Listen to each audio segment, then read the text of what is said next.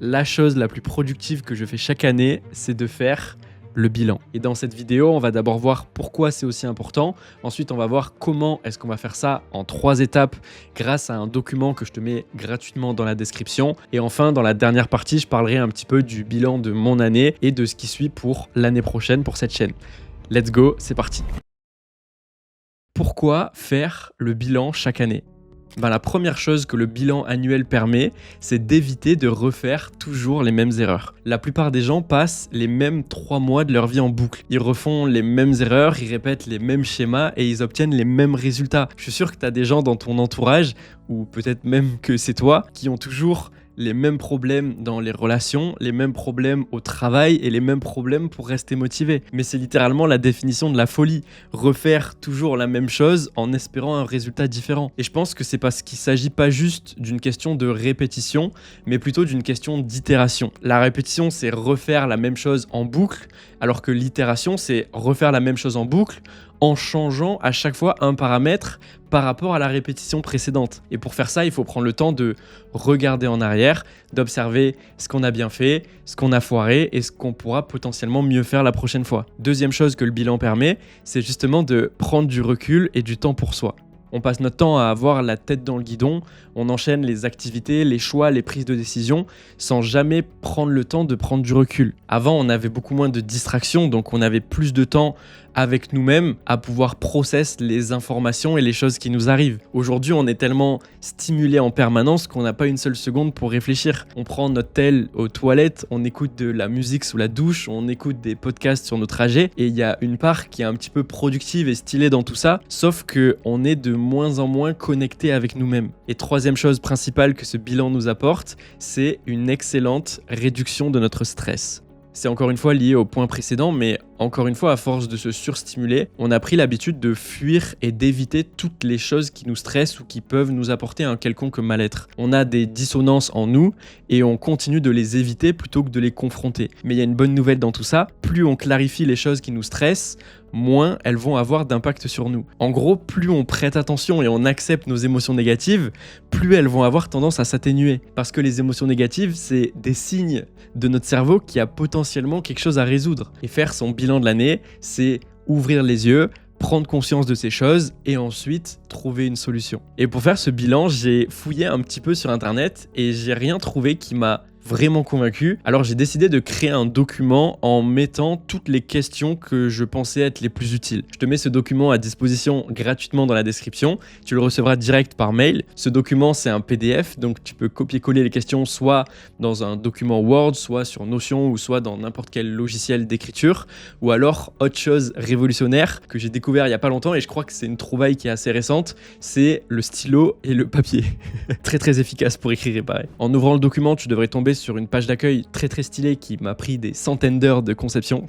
C'est pas vrai du tout, c'est une image et 2 textes. Ensuite, on a une petite introduction. Ce bilan est l'occasion parfaite de prendre un moment pour toi.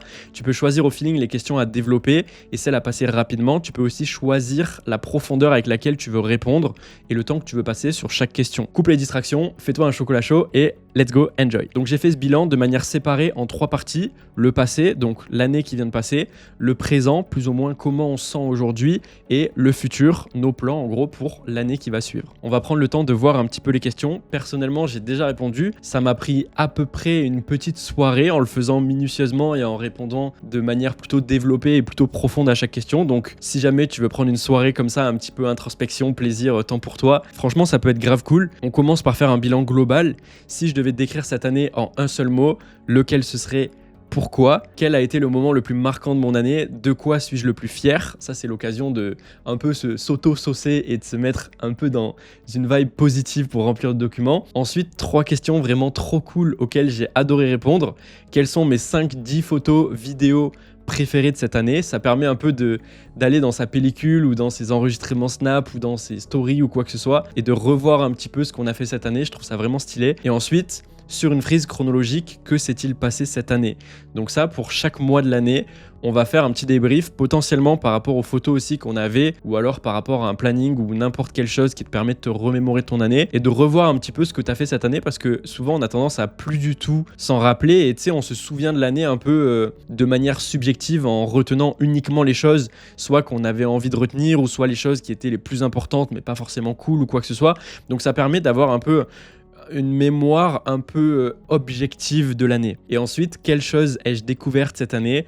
Les activités, les hobbies, des vidéos, des podcasts, des livres, etc. Ça permet aussi, si tu fais ça chaque année, d'avoir à chaque fois les ressources un peu de chaque année. Je trouve ça stylé. Ensuite, on passe un peu sur la catégorie échecs et difficultés.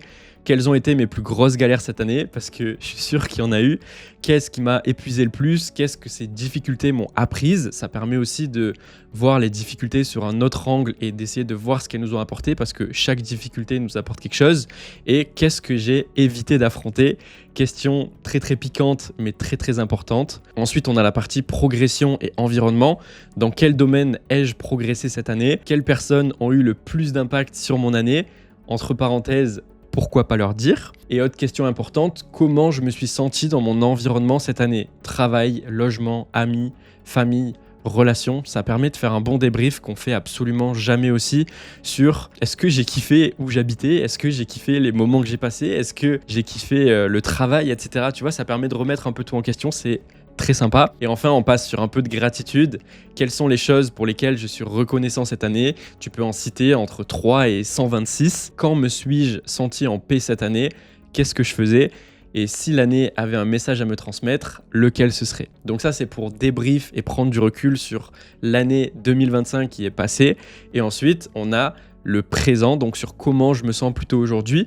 On commence par l'état intérieur. Du coup, je vais répéter la question, mais comment je me sens vraiment en ce moment? À quoi ressemble ma vie aujourd'hui? Ça, je trouve ça stylé si tu veux pousser la question de décrire une journée au quotidien ou essayer de décrire ta vie quotidienne actuelle. Ça permet d'avoir une idée un peu de comment tu passes, encore une fois, objectivement ta vie en ce moment, et de voir ensuite est-ce que c'est aligné avec le genre de vie que tu veux vraiment avoir. Ensuite, on a qu'est-ce qui me préoccupe le plus en ce moment, et l'inverse, qu'est-ce qui m'apaise le plus aujourd'hui. Puis on va avoir la catégorie alignement. Est-ce que ma vie actuelle reflète mes valeurs? C'est intéressant de réfléchir là-dessus. Qu'est-ce que je fais par peur plutôt que par envie? Qu'est-ce que je néglige en ce moment? Et si j'étais 100% honnête, sur quoi est-ce que je me mens? Ça, c'est encore une fois une question qui fait bien mal, mais une question à laquelle il est très très important de répondre le plus souvent possible. Et j'avais même entendu une définition sur ce sujet-là que j'avais adoré, c'était faire du développement personnel, c'est se mentir le moins possible à soi-même. Et je trouve ça tellement vrai. Et enfin, dernière question dans le présent, si je continuais exactement comme aujourd'hui pendant 3 ans, est-ce que je signerais? Sinon, qu'est-ce qu'il me faudrait pour signer? On passe ensuite dans le futur, donc ce que l'année 2026 nous réserve. Premièrement, partie vision. À quoi ressemblerait une année réussie pour moi? À quoi ressemblerait une journée idéale? Donc ça, c'est par rapport à la journée qu'on avait décrite dans le présent. Si elle ne nous convient pas, à quoi ressemblerait une journée idéale? Donc la journée qu'on aimerait décrire l'année prochaine, du coup. Qu'est-ce que je veux prendre plus au sérieux et qu'est-ce que je ne veux surtout pas pour l'année prochaine? Ensuite, on a la partie identité. Quelle qualité je veux incarner davantage, ou l'inverse, quelle version de moi je ne veux plus être. Et ensuite, on finit sur la partie action et engagement pour avoir une partie un peu plus concrète, une partie un peu plus actionnable dans la vraie vie. La première question, c'est une question que j'ai entendue chez Chris Williamson que j'ai adorée. Si j'étais le héros d'un film, qu'est-ce que le public me crierait de faire cette année? Ensuite, plus pragmatique, quelles habitudes méritent d'être prioritaires l'an prochain? Où dois-je être plus exigeant avec moi-même? Où dois-je être plus relâché avec moi-même? Et pour être encore plus concis et encore plus dans l'action, si je ne pouvais changer qu'une seule chose l'année prochaine, laquelle ce serait? Et dernière question, plutôt pour le fun, c'est quoi le thème de l'année prochaine? Donc ça, c'est pour tout le bilan de cette année. Je sais pas combien de fois j'ai dit ça, mais je pense que c'est vraiment ultra important de prendre le temps de répondre à ces questions. Je sais que pas tout le monde ne va avoir envie de répondre à tout ça. Ça va paraître être une montagne pour certains. À savoir que c'est un exercice qui est complètement libre. Tu peux télécharger encore une fois le document gratuitement dans la description. Et ensuite, tu peux choisir soit, si tu n'as vraiment pas envie de tout répondre, zapper quelques questions. Soit tu peux répondre de la manière que tu veux, avec la profondeur que tu veux à chaque question. questions. Il y a des questions où tu peux répondre en 2 lignes ou 2 mots. Il y a des questions où tu peux creuser énormément parce que tu sens que tu en as plus besoin ou qu'elles t'inspirent plus ou je ne sais quoi. Franchement, je te recommande de faire ça. Tu vas voir que c'est un exercice qui est vraiment trop cool à faire et c'est plutôt plaisant aussi. J'ai trop kiffé aller dans ma galerie, réfléchir un peu à ce que j'avais fait en janvier, février, etc. Et c'est pour ça qu'on arrive dans la partie de la vidéo où je vais vous parler un peu de mon bilan personnel. Et cette année, elle a clairement été assez folle et surprenante au niveau de pas mal de résultats et au niveau beaucoup du travail aussi. Puisque pour ceux qui ont suivi un peu l'aventure, le 25 décembre 2024, on était littéralement 700 sur la chaîne, donc il y avait 783 abonnés, il me semble, précisément. Et aujourd'hui, pas loin de 1 an plus tard, on est à peu près 130 000. Donc c'est clairement une dinguerie. Je réalise pas du tout ce qui se passe. C'est vrai que j'ai eu beaucoup la tête dans le guidon toute l'année et j'ai pas pris le temps de réaliser et de savourer tout ça. Ça a été un peu le thème de mon année d'ailleurs, la tête dans le guidon, puisque j'étais focus vraiment sur 1 ou 2 objectifs maximum et j'ai agi inlassablement sur ces objectifs. On va voir que c'est ce qui est pas mal ressorti dans mon bilan. Et c'est vrai que de l'extérieur, on voit les résultats, on voit waouh, la chaîne elle a pris 130 000 abonnés en 1 an, c'est énorme, j'ai publié des vidéos et tout, c'est trop cool. Mais quand j'ai zoomé un peu, par exemple, en faisant la frise chronologique, je me suis aperçu qu'en fait, j'avais pas fait énormément de choses autres que ça cette année. Genre, j'ai pas fait des sorties, des activités, des voyages de fou. C'était une année vraiment focus sur le travail et c'est vrai que je suis resté un peu enfermé à faire des vidéos et un peu déconnecté du monde autour. J'ai quand même fait quelques sorties, j'ai vu mes potes et tout va bien.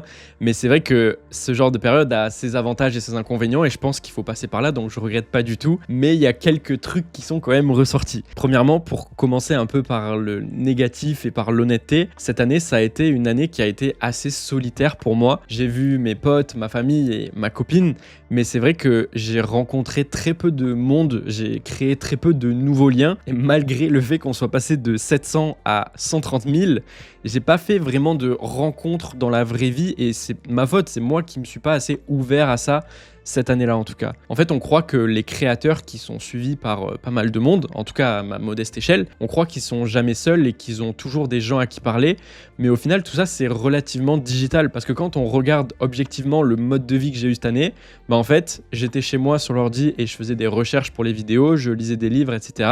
Ensuite, j'écrivais la vidéo, ensuite je tournais la vidéo toujours chez moi. Ensuite, soit je faisais le montage la majorité de l'année, soit maintenant j'ai délégué le montage.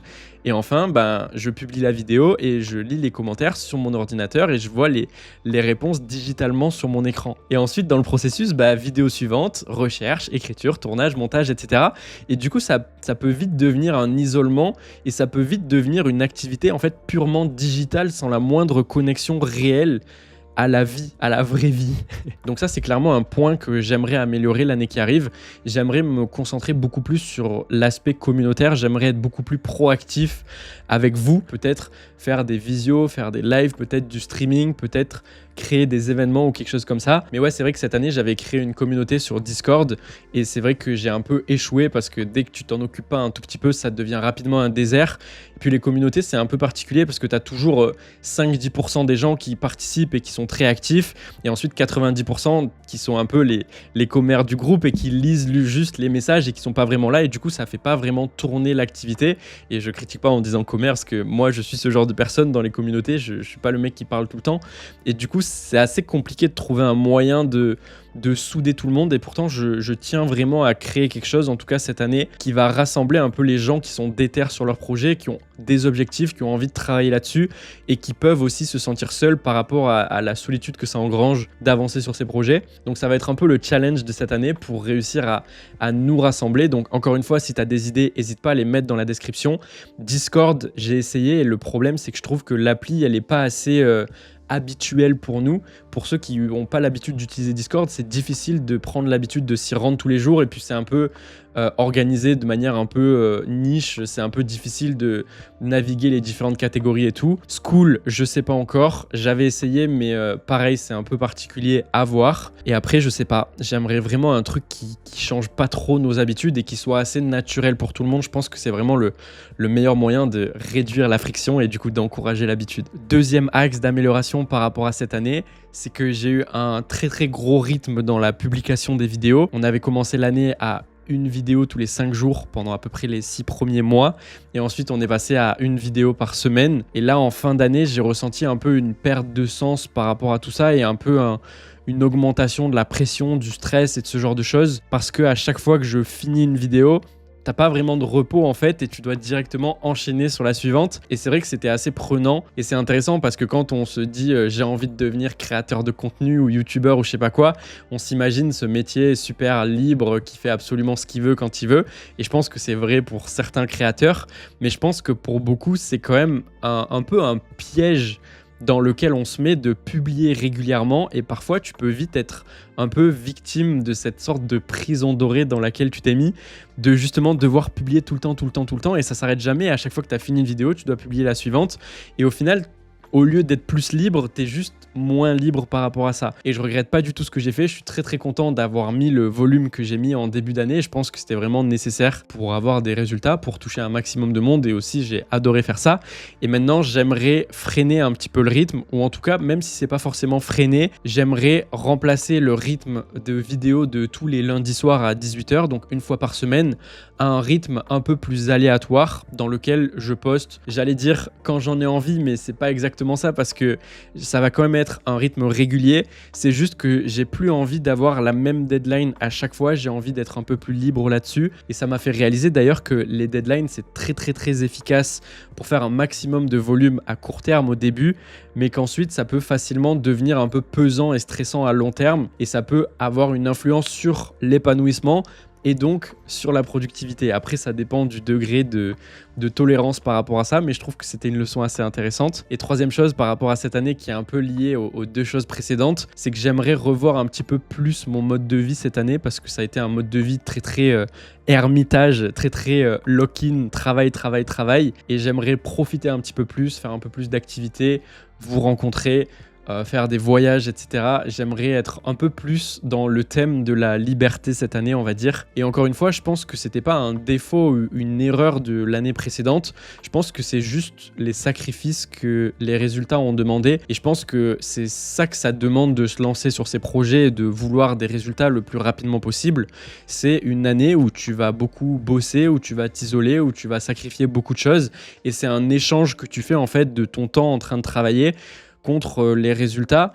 Et en plus, le pire, c'est que ça peut marcher ou ça ne peut pas marcher, mais je pense que c'est nécessaire pour n'importe qui veut se lancer et qui veut avoir des résultats, c'est qu'il faut faire ce pari et n'importe quelle personne que tu vois qui est en train d'avoir des résultats a déjà fait ce pari. Bref, tout ça pour dire que l'année précédente, c'était l'année plus lock-in, travail à fond, isolement, et l'année qui arrive, ça va être l'année un peu plus libre, un peu plus activité. Toujours pas mal de travail, j'ai encore pas mal de projets pour l'année qui arrive, mais un peu plus relâché, un peu plus en optimisant mon bien-être avant la productivité à tout prix. Bien entendu, je suis trop refait pour tout ce qui s'est passé cette année. Je suis trop content de tout le travail qui a été accompli, des résultats auxquels ça a mené.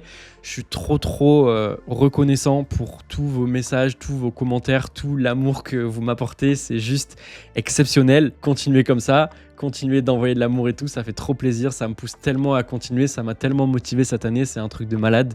Merci beaucoup. Dernière chose dont il fallait que je vous parle, que j'ai faite un petit peu sous les radars cette année, je prépare un programme sur la discipline pour réussir à mieux tenir ses habitudes et à arrêter de procrastiner. Ça fait plus de 6 mois que je travaille dessus, vous l'avez peut-être vu passer sur mes stories Insta, je cherche régulièrement des candidats pour faire des versions test. On en est à la 3e version. Je vais pas tarder à vous en parler et potentiellement à le rendre disponible, mais c'est quelque chose qui me tient extrêmement à cœur de bien faire. Je veux que ça aide les gens au maximum et je veux que si jamais vous êtes amené à mettre de l'argent dans quelque chose, que ce soit rentable pour vous, que vous soyez satisfait à 1000% de l'argent que vous avez mis là-dedans. Je veux vraiment pas vendre du rêve ou chercher à arnaquer qui que ce soit. Je veux vraiment que le programme, ce soit un échange de valeurs le plus honnête possible. Et je pense que j'ai pas mal de choses à vous apporter au niveau de la discipline, la procrastination et les habitudes, comme vous l'avez peut-être commencé à le voir sur la chaîne. Bref, pour vous résumer un peu tout ce bilan au niveau des choses qui vous concernent vous, premièrement, j'aimerais remettre en place une communauté solide, remplie de gens déter qui se serrent les coudes. Je cherche encore un moyen de faire ça, donc si vous avez des idées, balancez-les dans les commentaires ou des choses qui vous chauffent, ce sera avec grand plaisir. Deuxièmement, j'aimerais connecter un peu plus avec vous, potentiellement vous rencontrer, peut-être faire plus de live, des visios, des appels, du streaming ou quoi que ce soit. Pareil, je vais réfléchir à ça et je vais essayer de le mettre en place le plus rapidement possible. Si vous avez des idées, balancez encore tout, c'est avec grand plaisir. Troisièmement, le rythme de vidéo va changer. On passe de tous les lundis à 18h à un rythme beaucoup plus libre et un peu plus aléatoire. Donc ce sera à peu près la même régularité, mais ce sera plus aléatoire du coup. Et dernièrement, en parallèle, je suis toujours en train de bosser sur le programme. Je mets de temps en temps des stories de recrutement pour les candidats pour tester les versions du programme. Donc si jamais ça t'intéresse, reste à la vue en story. Je prends à chaque fois un nombre de personnes très limité justement pour pouvoir m'en occuper le plus possible, analyser tout ça, avoir les meilleurs retours et continuer d'améliorer tout ça. Restez à l'affût par rapport à ça si ça vous intéresse. Et on arrive à la fin de cette vidéo. Encore une fois, le bilan aussi est dans la description. Tu peux le télécharger gratuitement ou alors si tu as la flemme de mettre ton email, tu peux carrément aller dans la vidéo et tu vas voir, il y a toutes les questions, donc tu as juste à les réécrire. Je te remercie énormément pour tout ton soutien. C'était une année de malade. Je te souhaite le meilleur pour tous tes projets, pour la santé, pour absolument tout ce qui va avec. J'espère que cette année va être une année où on va tous tout exploser, faire des trucs de fou. Je veux que ma communauté, ce soit les rois du monde cette année. Passe de bonnes fêtes et on va se dire, du coup, la fameuse phrase, à l'année prochaine.